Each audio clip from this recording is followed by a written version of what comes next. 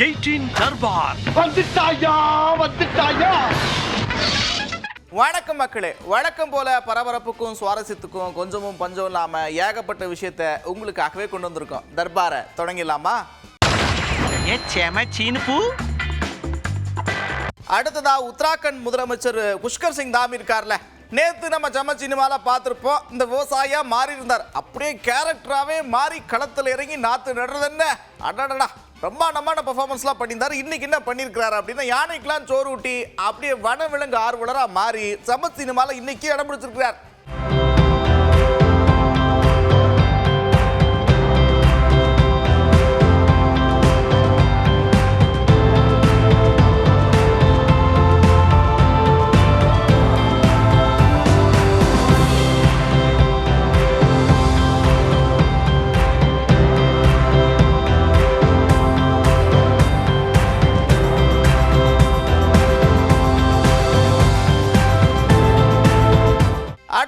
தலாய் லாமாவோட 90வது பிறந்த நாள் தர்மசாலாவில் நடந்திருக்கு. ஹாலிவுட் நடிகர்கள்லாம் கொண்டாடி இருக்கிறாங்க. பாரம்பரிய இசை நிகழ்ச்சியெல்லாம் நடந்திருக்கு. சும்மா கலக்கலா இருக்கு கொண்டாட்டம். பாப்போமா?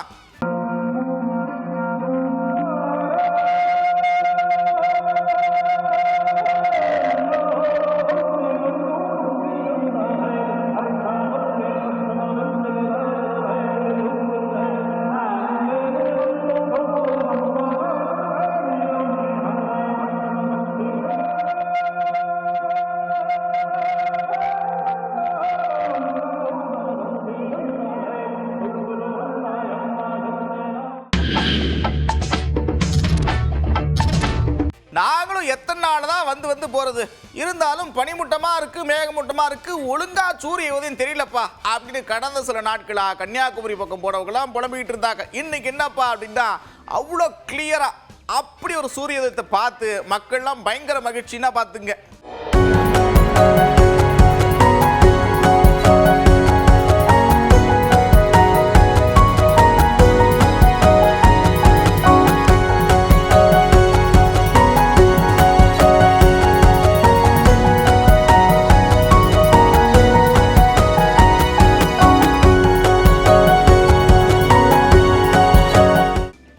கோவையில் நாட்டார் இசை கண்காட்சி நடந்திருக்கு. அதுல மேலும் ஒரு சிறப்பா என்ன நடந்திருக்குன்னு பாருங்க. இந்த துடுப்பாட்ட கலைஞர்கள்லாம் இருக்காங்கல்ல, தெருவோரமா சாலையோரமா உட்காந்து ஒரு இசை கச்சேரியை நடத்திருக்கிறாங்க. அவ்வளவு கிளாப்ஸ். அதாவது வீணையை தூக்கி தெருவில் போட்டாலும் இசையாத்தான் மாறும் சொல்லுவாங்கல்ல, அதுக்கு உதாரணம் இதுதான்.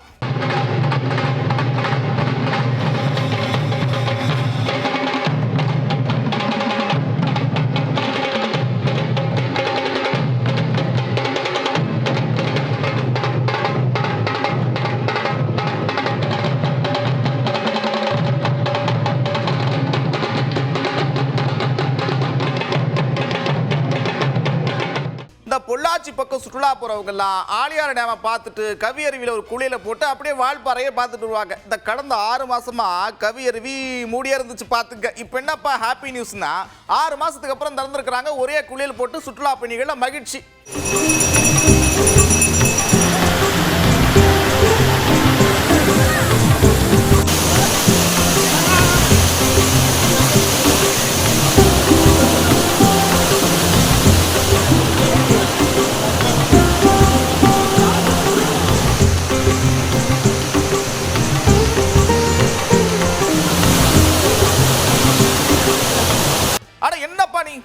சும்மா கவி அருவி 6 மாசம் கழிச்சு திறந்துருக்கிறாங்க, எங்க ஒரு பக்கம் வரமாட்டீங்களா அப்படின்னு திருப்பரப்பு பக்கம்லாம் கேட்டாங்க. சரி, அங்கே ஒரு 8 போய் பார்த்துட்டு வருவோம்னா, அடடடா தென்றல் வீச அப்படி கொட்டுது தண்ணி. ஒரே உற்சாக குளியல் மக்கள்லாம்.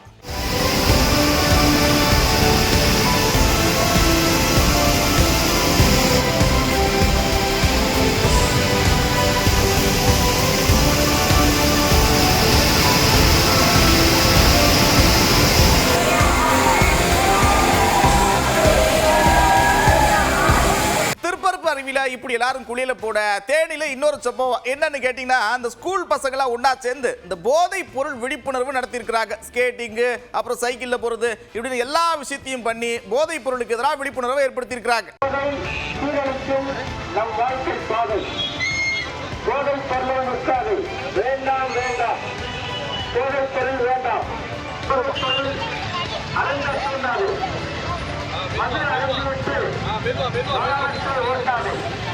தவிர்த்துடு போதை பொருளை தவிர்த்துவிடு. வேண்டாம் வேண்டாம் போதை பொருள் வேண்டாம், எனக்கு வேண்டாம் போதை. ஒரு பக்கம் போதை கூடாதுங்க, அது உடல் நலத்துக்கும் நாட்டுக்கும் கேடுன்னு இங்கே விழிப்புணர்வு ஏற்படுத்த டெல்லியில் என்ன பண்ணியிருக்கிறாங்கன்னா, உடல் நலம் தான்ப்பா ரொம்ப முக்கியம், ஃபிட் இந்தியா, ஒழுங்கா அப்படியே கட்டுக்கோப்பா வச்சுங்க உடலை அப்படின்றதுக்காக ஒரு விழிப்புணர்வை ஏற்படுத்தியிருக்கிறாங்க.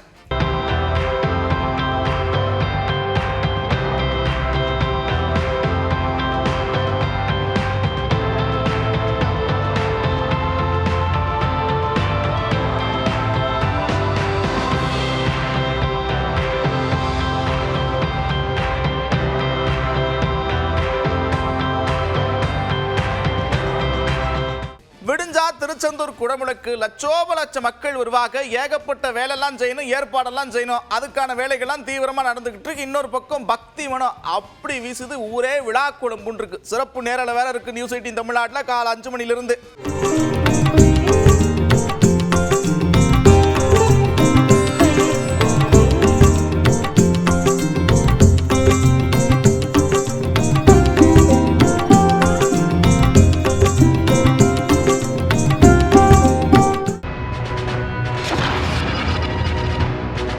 கல்யாணம் பண்ணி பாரு, வீட்டை கட்டி பாடுன்னு சொன்னாங்க, நிறைய பேர் அதையும் பண்ணிட்டாங்க. இப்போ என்னன்னா, வீடு கட்டுறதெல்லாம் வெறும் கனவாக தான் போயிடும் போல் இருக்கு. மிடில் கிளாஸ் ஃபேமிலிலாம் வீடு கட்ட முடியுமா அப்படின்னு ஏகப்பட்ட பேர் புலம்பிகிட்டே இருக்கிறாங்க. சரி, வீடு கட்டலாமா வேண்டாமா, வீடு கட்டுறதுக்கு கடன் வாங்கலாமா வேண்டாமா, இப்படி ஏகப்பட்ட கேள்வியை மக்கள்கிட்ட கேட்டிருக்கோம். மக்கள் பலவிதமான கருத்துக்களை சொல்லியிருக்கிறாங்க. பார்ப்போமா? கடன் வாங்கி ஒரு வீடு வாங்குறதுக்கு நம்ம வாடகை வீட்டே இருந்துட்டு போயிடலாம். ஏன்னா கடன் வாங்கி அந்த கடனை கட்டுறதுக்காக இன்னொரு கடன் வாங்கி ஒரு டென்ஷனில் ஸ்ட்ரெஸ்ஸில் இருக்கிறதுக்கு பதில் நம்ம நிம்மதியாக வாடகை வீட்டே இருந்துட்டு போயிடலாம். இல்லை அப்படி ஒரு வீடு நமக்கு சொந்தமாக வேணும் அப்படின்னா நம்மளுடைய வசதி, நம்மளுடைய வருமானம் அதுக்கேற்ற மாதிரி தான் நம்ம வீடு வாங்கணும்னு நான் நினைக்கிறேன். கடன் வாங்கி வீடு கட்டுறது அப்படிங்கிறது கட்டலாங்க, நம்ம கையில் கொஞ்சம் பணம் இருந்தால் அதை வச்சு நம்ம கட்டிக்கலாம். இப்போதைக்கு இடம் வாங்கணுன்றது சாத்தியமே கிடையாது. வாங்கினாலும் எங்களால் லோன் கட்டி முன்னுக்கு ஏற முடியாது. பசங்க 2 பேர் இருக்காங்க, அவங்க படிப்பு பார்க்கணும், அவங்களோட ஃபியூச்சரை பார்க்கறதுக்கே எங்களுக்கு கரெக்டாக இருக்கும். எங்களால் கம்பல்சரி வாங்க முடியாது இடம். சொந்த வீடா வாடகை வீடா அப்படின்னு பார்த்தாக்க, சொந்த வீடு வாங்குறதா இருந்தால் கையில் அமௌண்ட்டு 50 லட்சம் இப்போ கையில் இருக்குனாக்கா 25 லட்சம் லோன் போடுறோம். அதுக்கு அந்த வருமானம் நமக்கு இருக்கணும். அந்த வருமானம் இருந்தால் மட்டுமே நம்ம அதை கட்டி கிளியர் பண்ணி வெளியில் வரலாம். இந்த காலகட்டத்தில் கொஞ்சம் கஷ்டமாக தான் இருக்குது. ஆனால் நம்ம சென்னை சிட்டிக்குள்ள வாங்குறது ரொம்ப கஷ்டம். லோக்கலில் வாங்கணும்னா அது அவங்களுடைய இது திறமையால் வாங்கலாம். நம்ம திறமை எப்படி இருக்கோ அதுக்கு தகுந்த மாதிரி வாங்கலாம். வீடு கட்ட சாத்தியமில்லை. ஆனால் பணம் கையில் 10 15 கையில் இருந்தால் அதுக்கு தகுந்த மாதிரி கட்டிக்கலாங்க. கடன் வாங்கி வீடு கட்டினா கடனும் கட்ட முடியாது, வீடும் போயிருங்க. மிடில் கிளாஸ் ஃபேமிலியில் வீடு கட்டுறது ரொம்ப கஷ்டம். அதுவும் லோன் வாங்கி வீடு கட்டுறது ரொம்ப கஷ்டம். மிடில் கிளாஸுக்கு சாத்தியமே கிடையாது. சாத்தியமே இல்லாதப்போ அவன் வீடு கட்டணுன்ற ஒரு கனவே அவனுக்கு ஸ்பாயில் ஆயிடுது டோட்டலா. இந்த ரோட்டை கடக்கிறப்ப கொஞ்சம் சூதானமாக 2 பக்கமும் வண்டி வருதா, வேகமாக எதுவும் வண்டி வருதா, இதெல்லாத்தையும் பார்த்துட்டு ரோட்டை கடங்க. இங்கே காரைக்குடி பக்கம் அப்படி தான் முதியவர் ஒருத்தர் 2 வீலரில் ரோட்டை கடக்க ட்ரை பண்ணியிருக்கிறாரு. கார் ஒன்று மோதி விபத்தாயிடுச்சு பார்த்துங்க.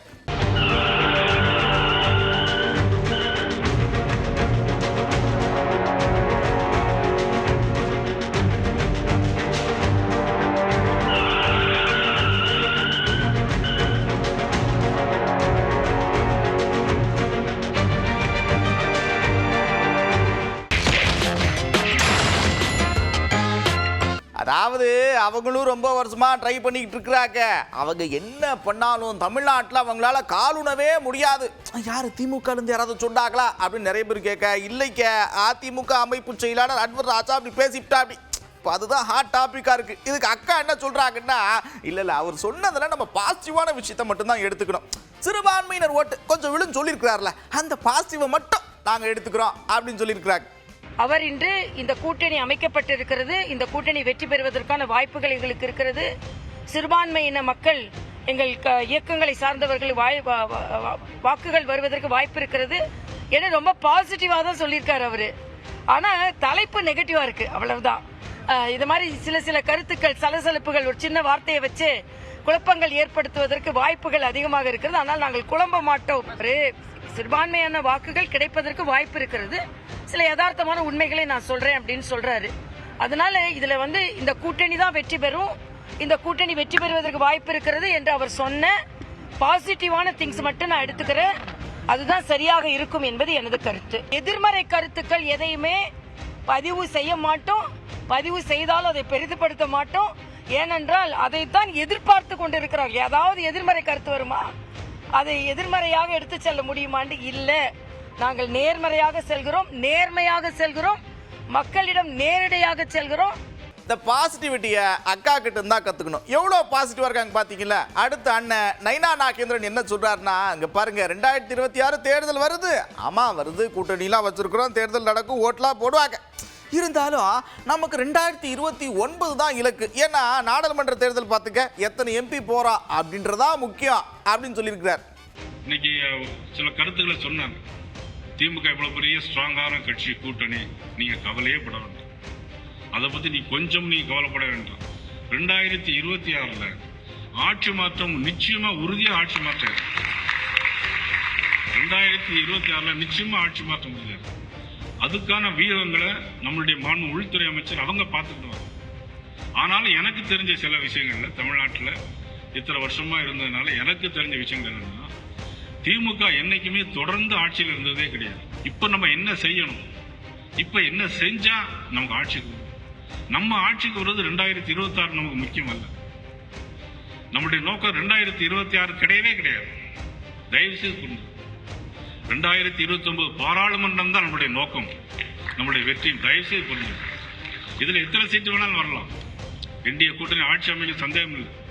நமக்கு 4 இருந்தது, இப்பொழுது 40 வருமா 50 வருமாங்கிறது வேற விஷயம். நம்முடைய நோக்கம் எல்லாம் 2029 பாராளுமன்றத்தில் தமிழ்நாட்டில் இருந்து எத்தனை பாராளுமன்ற உறுப்பினர் என்பதை நம்மளுக்கு. நிர்வாக குழுலேருந்து அன்புமணியை நீக்கிட்டதா ஒரு தகவல் பரவ, நோ நோ நோ நோ அவர் செயல் தலைவருக்கு அவரை எப்படி நீக்க முடியும் அப்படின்னு தைலாபுரத்துலேருந்து இன்னொரு தகவல் பரவுச்சு. இப்போ அதில் என்னப்பா அப்டேட்டுன்னா, செயற்குழுலாம் கூட்டத்துக்கு முடிவு பண்ணியிருக்கிறீங்களே, அன்புமணியை கூப்பிடுவீங்களா அப்படின்னு செய்தியாளர்கள்லாம் கேள்வி கேட்க, கௌரவ தலைவர் என்ன சொல்கிறாருன்னா, ஆமாம்மா கண்டிப்பாக கூப்பிடுவோம் அப்படின்னு சொல்கிறாரு. அடுத்தடுத்து கேள்விகளை கேட்க அப்படியே நடை கட்டிட்டார். சார் 8ஆம் தேதி செயற்குழு கூட்டம் நடக்குது திண்டிவனம் பக்கத்தில். எவ்வளோ பேர் கலந்துப்பாங்க? அதில் அன்புமணிக்கு அழைப்பு இருக்குதா? இருக்கு. இப்போ நியமன கடிதத்தில் பேரே எடுத்துட்டாங்கல்ல சார், அதனால அவருக்கு அழைப்பு இருக்குதா, இல்லை வேற எதனா நடவடிக்கை எடுக்க போறாங்களா?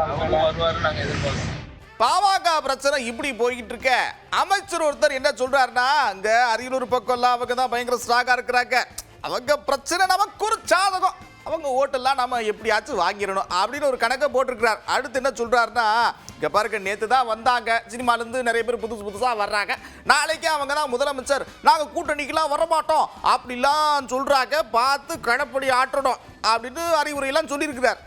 இந்த பகுதியை பொறுத்தளவு பாமக ஒரு சக்தி, அதுல பாமக அவர்களுக்குள் ஏற்பட்டிருக்கிற பிரச்சனை காரணமாக நமக்கு ஒரு சாதகமான சூழ்நிலை இந்த பகுதியில் நிச்சயமாக நிலவும். அதுதான் நமக்கு கூடுதல் பலமாக இந்த அரியலூர் பரந்தூரில் நமக்கு கூடுதல் பலம் உள்ளது. ஏற்கனவே அவர்களோடு எதிரிலே நின்று தேர்தலில் வெற்றி பெற்றவன் தான் இங்க இருக்கிறோம். திருமாவளவன் அவர்களை கூட வெற்றி பெற வைத்த பகுதி தான் இந்த பகுதி. இதை காட்டில் இப்போது நமது கழக தோழர்கள் நிற்கிற சமுதாய மக்களும் நம்முடைய சமுதாய மக்கள் என்ற காரணத்தால் அதில் பெரிய அளவில் அவர்களால் வெற்றி பெற்று முடியாது. நிச்சயமாக கழகம் தான் வெற்றி பெறும். ஒன்றிய அரசு எப்படி செய்கிறது சொன்னால், அவருடைய ஒரே குறிக்கோள் நாம் வருகிறோமோ இல்லையோ திமுக வரக்கூடாது என்ற எண்ணத்தோடு தான் அவர்கள் சேர்ந்து கொண்டிருக்கிறார்கள். இடையில நடிகர்கள்லாம் உருவாக்கி இருக்கிறார்கள். அவர் சொன்னார், என்னமோ நாளைக்கு முதலமைச்சர் ஆகிற மாதிரி நான் உங்களோடலாம் வரல, எங்களோட வரலாம், அதுக்கெல்லாம் நம்ம கவலைப்படல, நம்ம கூட்டணியோடு நாம் சேர்ந்து இந்த தேர்தலை சந்திப்போம். ஆனாலும் இப்படி அரசியல்ல பரபரப்பா இயங்கிட்டு இருக்க அண்ணன் ஜி.கே. வாசன் என்ன சொல்றாருன்னா, வழக்கமா ஒரே விஷயத்த 2-3 கண்ணோட்டத்துல பார்க்கக்கூடிய நபரு இப்ப என்ன சொல்றாருன்னா, அரசியலில் இப்போ எடுத்த முடிவு நாளைக்கு மாறலாம், நாளை மறுநாள் மாறலாம், எப்போ வேணா என்ன வேணா நடக்கலாம் அப்படின்னு சொல்றார். இன்றைக்கு தமிழகத்தினுடைய நம்பிக்கைக்குரிய கூட்டணியாக அண்ணா திராவிட முன்னேற்ற கழகம் தலைமையிலான கூட்டணி, தேசிய ஜனநாயக கூட்டணி, பாரதிய ஜனதா கட்சி, தமிழ் மாநில காங்கிரஸ் கட்சி மற்றும் ஒத்த கருத்துடைய அத்துணை கட்சிகளும் மக்களை சந்தித்து கொண்டிருக்கிறோம். பொதுவாக முடிவுகள் எடுப்பது, எடுக்காமல் இருப்பது, எடுத்த முடிவை மாற்றுவது, மாற்று முடிவை திரும்பி பழையபடி எடுப்பதெல்லாம் புதிதல்ல. 24 மணி நேரத்திலே பல முடிவுகளை பல கட்சிகள் அறிவித்திருப்பதை பல தேர்தல்களிலே நாம் பார்த்திருக்கிறோம். தேர்தலுக்கு இன்னும் 10 மாத காலம் இருக்கின்றது என்பதை நான் குறிப்பிட்டு கூற விரும்புகிறேன். ஆனால் பாரு, உன்னை மட்டும் ஏன் இத்தனை பேருக்கு பிடிக்குதுன்னு தெரியல. அதுவும் பெண்களுக்கு அவ்வளோ பிரியமாக இருக்கிற. சரி, ஓகே, இருந்துட்டு போ, சந்தோஷமாக இருந்துட்டு போ. யாரப்பா சொல்கிறேன்னு, அந்த பாண்டா கரடி இருக்கு பாருங்க, தைவானில் பாண்டா கரடிக்கு ஹாப்பி பர்த்டே, 12வது பர்த்டே கொண்டாடி இருக்கிறாங்க.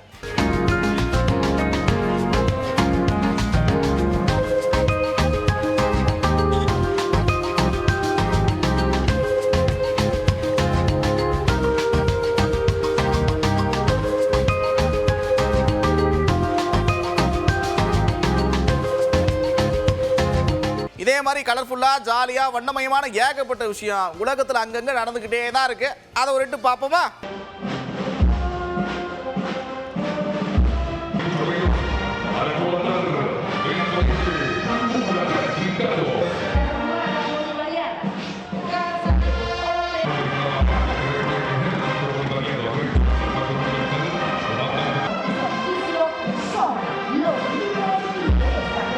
அப்புறம் என்ன, ஜாலியாக சிரிச்சுட்டே ரசிச்சிட்டே பார்த்துருப்பீங்க. ஆனால் கடையை மூடுற நேரம் வந்துருச்சு. மறுபடியும் இதே மாதிரி ஒரு தர்பாரில் உங்களை சந்திக்கிறேன். அதுவரை விடைபெறுவது நான் நந்தா. இது 18 தர்பார். 18 தர்பார் வந்துட்டாயா.